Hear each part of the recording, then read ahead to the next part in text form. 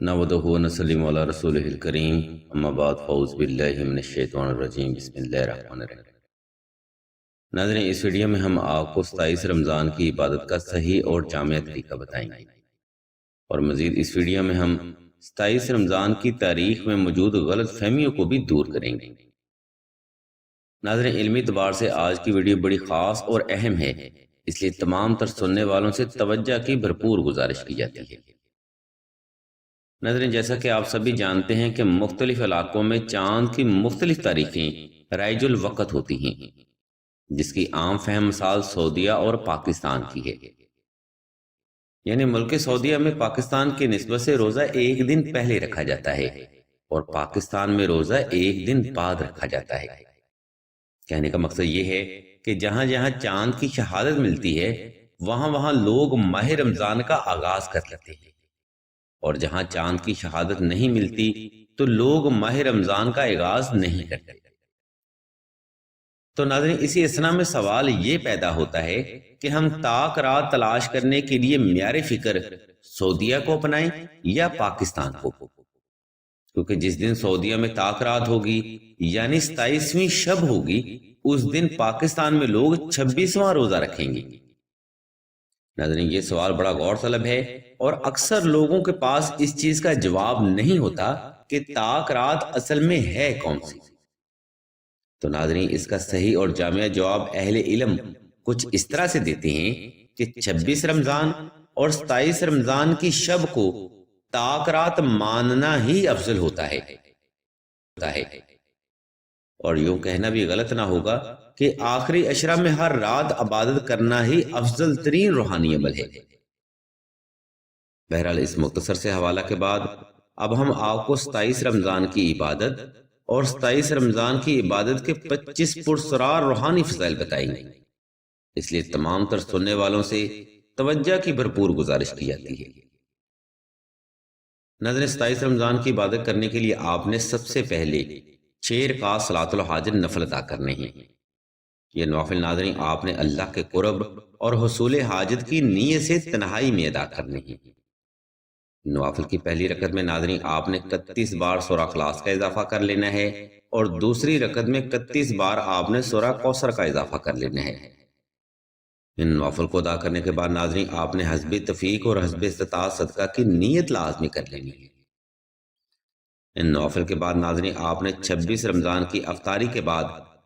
نماز عشاء سے لے کے سحر ہونے تک کسی بھی وقت کسی بھی مقام پر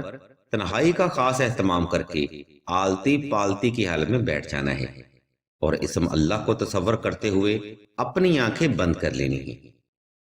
اس کے بعد آپ نے 313 بار درود ابراہیمی، 313 بار سورہ قدر اور 313 بار سورہ اخلاص کی تلاوت دل سے کرنی ہے۔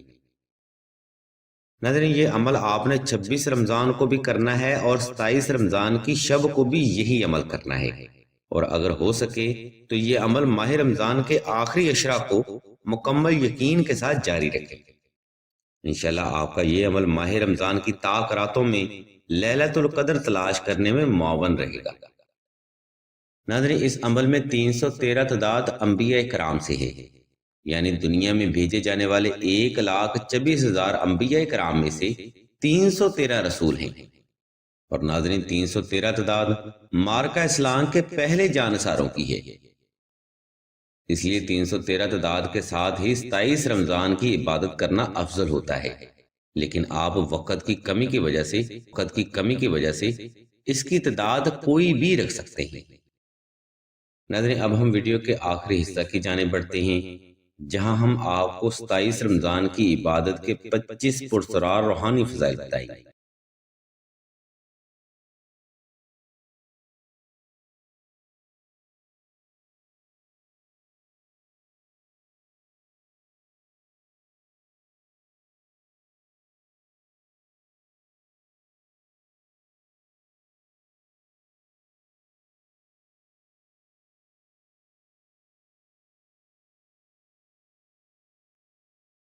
ناظرین، قرآن کا واضح اور دلیلی فیصلہ یہ ہے کہ اس شب کی فضیلت، برکت اور اجر و ثواب ہزاروں مہینوں سے زیادہ افضل ہے،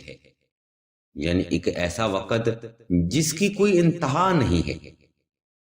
لیکن اس مقام پر آپ کو سمجھانے کے لیے ہم فرض کرتے ہیں کہ اس فرد کو صرف 1000 مہینے کی عبادت کا ثواب ملے گا، یعنی بغیر کچھ کھائے پیے مسلسل 1000 مہینے کی عبادت کا ثواب۔ ناظرین اگر ہم کیلکولیٹ کرتے ہیں تو 1000 مہینے تقریباً 83 سال کی مسلسل عبادت بنتی ہے، لیکن آج کے دور میں انسانی عمر کی اوسط ایوریج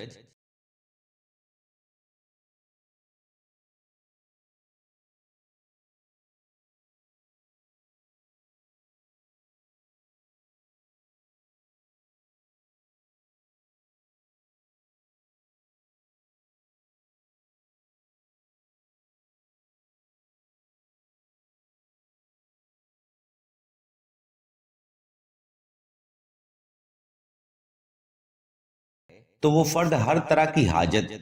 مثلاً قرض، مرض، غربت و افلاس، تنگ دستی، بری قسمت، رشتہ کی بندش، شادی کی بندش، رزق کی بندش، اولاد کی بندش، جادو سحر و اسیب، سایہ، آفات و بلیات، ناگہانی آفات،